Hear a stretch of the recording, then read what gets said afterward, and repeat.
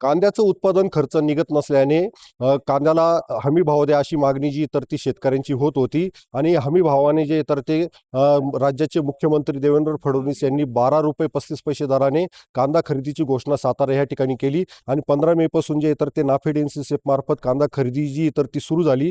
पहिल्याच दिवशी या ठिकाणी विंचूर येथील सेंट्रल वखार महामंडळाच्या गोडाऊनवर या ठिकाणी 11 क्विंटल 30 किलो कांदा जो आहे तर तो खरेदी केलेला या ठिकाणी साठवण्यात आलेला आहे आणि याला 12 रुपये 35 पैसे इतका दर मिळालेला आहे।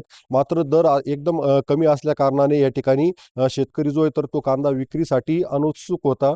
मात्र त्यानंतर जे तर ते 25 मेच्या दिवशी त्या ठिकाणी 3 रुपये 45 पैशाची वाढ करण्यात आली आणि त्यानुसार 15 रुपये 80 पैसे नव्या दराने जे तर ते कांदा खरेदीची घोषणेचं परिपत्रक काढण्यात आलं। मात्र आज दुसरा दिवस असून या ठिकाणी कांदा उत्पादक शेतकऱ्यांनी जो आहे तर तो आपला कांदा जाचकाठी आणि 15 रुपये 80 पैसे हा दर कमी असल्या कारणाने या ठिकाणी विक्रीसाठी त्यांनी पाठ फिरवल्याचं चित्र आपल्याला पाहायला मिळत आहे।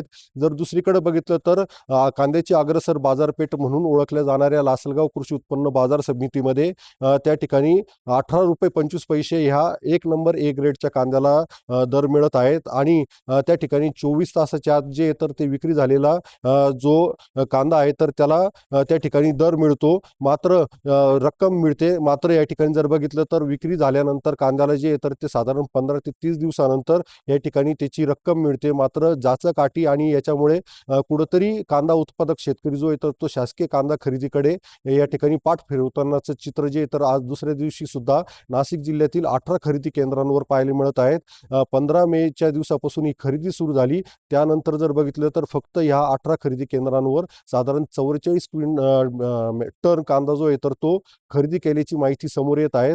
तर 2 लाख मेट्रिक टनाचं उद्दिष्ट कधी यांचं पूर्ण होणार याकडे सुद्धा आता जे तर ते लक्ष लागलेलं आहे। त्याच्यामुळे आता पुढे येणाऱ्या काळामध्ये केंद्र सरकार आणखीन वाढीव बाजारभाव देणार का नाही देणार याकडे आता कांदा उत्पादक शेतकऱ्यांच्या आजची जी दिल्लीतील बैठक होणार आहे तर त्या बैठकीकडे लक्ष लागलेलं आहे। उमेश पारिक, TVN मराठी, लासलगाव, नाशिक।